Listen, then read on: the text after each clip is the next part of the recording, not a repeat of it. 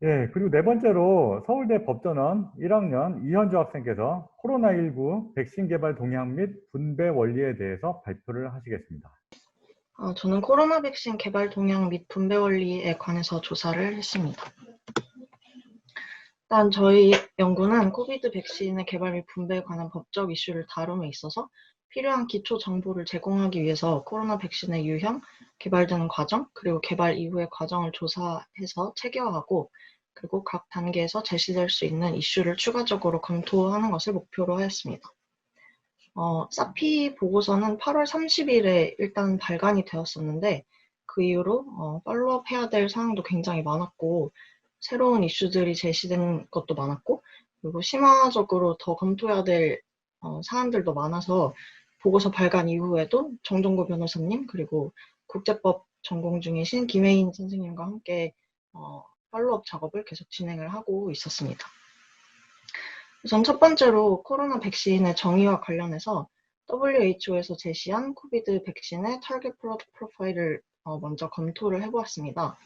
이 TPP라고도 불리는 것은 WHO에서 제시한 최소한 코로나 백신이라면 이러한 조건은 충족을 해야 한다라고 규정 지은 문서입니다. 이 문서를 먼저 검토를 한 이후에 두 번째로 백신 유형화에 관해서 조사를 하였습니다. 임상실험이 진행 중인 백신들은 작동 메커니즘별로 여러 가지로 유형화를 할 수 있었는데 이렇게 백신을 유형화를 하고 각 유형별 장점과 단점 그리고 분배와 관련된 이슈들을 조사를 해보았습니다. 현재 임상시험 3상 정도 아니면 2-3상 정도가 진행 중인 백신들은 바이러스 벡터 백신, 불알아 백신, RNA 백신, DNA 백신, 제조합 백신, 바이러스 유사입자 백신 이 정도가 있습니다. 그리고 세 번째로 백신의 개발 및 허가 심사 가이드라인에 관해서 조사를 진행하였습니다. 현재 FDA와 식약처는 코로나 백신을 개발하기 위한 좀 특수화된 가이드라인을 제시를 하고 있습니다. 그래서 이 가이드라인을 먼저 검토를 해보았습니다.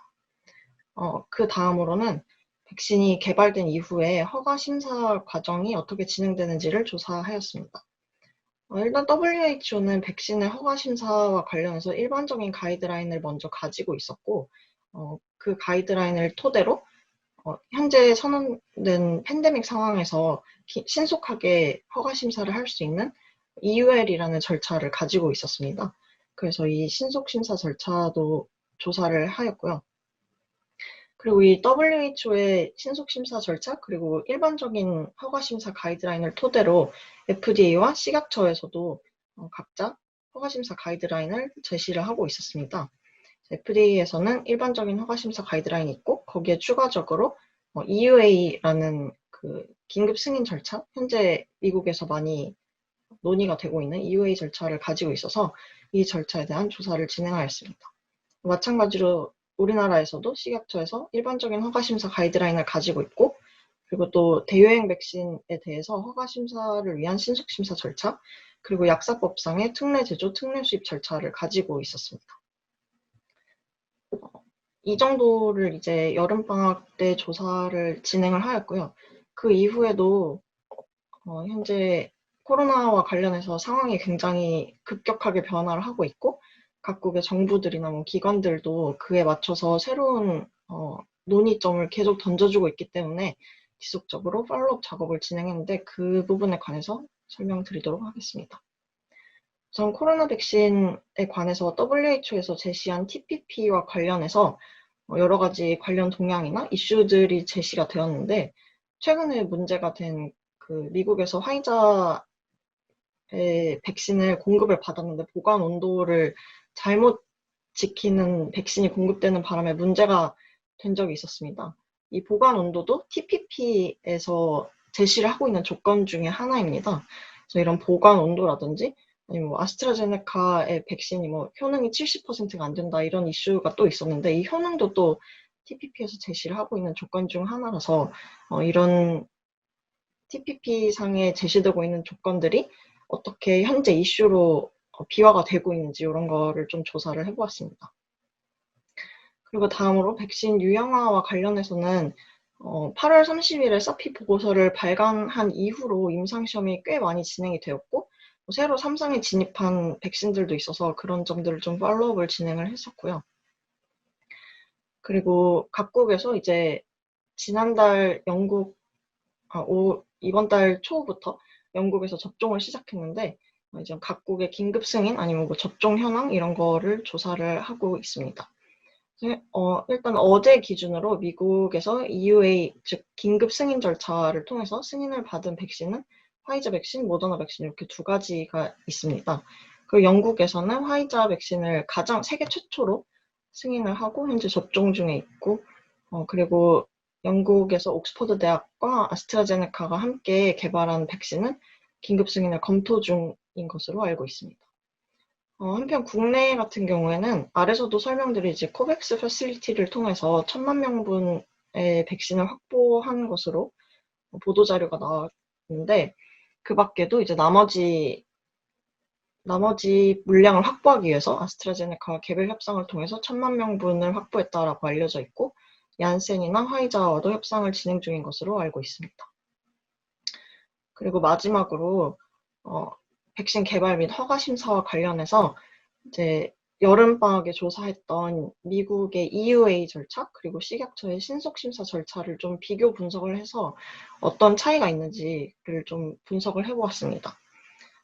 간략하게 좀 주요한 내용만 말씀드리자면, EUA 절차에서 이제 긴급 승인을 하기 위한 그 제도를 규정하고 있는 게 법률인데, 우리나라 같은 경우에는 식품의약품안전처 고시, 그러니까 행정규칙으로 규정을 하고 있어서 무게감에서 좀 차이가 있고, 그리고 그 의사결정을 하는 주체도 EUA 같은 경우에는 장관급 인사가 의사결정을 하는데 반해서 국내에서는 식품의약품안전처장이라서 차관급 인사가 의사결정을 하는 것으로 좀 무게감에 꽤 큰 차이가 있다는 점을 알 수 있었습니다. 그리고 분배 관련해서 어떤 이슈가 있는지를 좀 탐색을 해보았는데, 대표적으로 크게 두 가지를 말씀드리려고 합니다. 우선 코백스를 통한 백신 공급 체계가 큰 이슈가 되었는데요. 현재 그 백신의 수급과 관련해서 미국, 영국, 일본이 그 가장 처음에 개발되는 초기 물량을 거의 다 확보해 놓은 상황이라서 그 외의 국가들은 백신을 공급받기가 상당히 어려운 상황이었습니다. 그래서 이 국제백신연합, 세피, WHO가 공동 운영하는 연합체인 코백스가 백신의 공평한 분배를 지향하기 위해서 여러 나라들을 모아서 같이 백신을 분배받을 수 있는 그런 연합체를 구성한 게 코백스입니다. 이 코백스에는 아스트라제네카와 노바백스 등이 참여를 하고 있고요.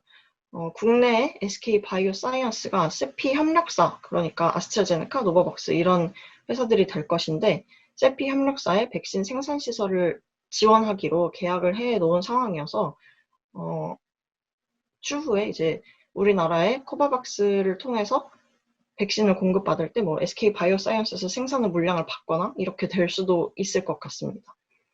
그리고 마지막으로 이제 분배 문제와 국민의 건강권 문제가 있었는데, 감염병 예방법 시행규칙 제26조에서는 그 분배를 질병관리청장이 결정할 수 있도록 되어 있어서 사실 분배와 관련해서 뭐 체계적인 의사결정 방법이 있는 게 아닌 것처럼 보입니다. 이 부분에서 추후 뭐 법률상이라든지 뭐 문제가 발생할 수 있을 것으로 전망이 됩니다. 네, 이상 발표를 마치겠습니다.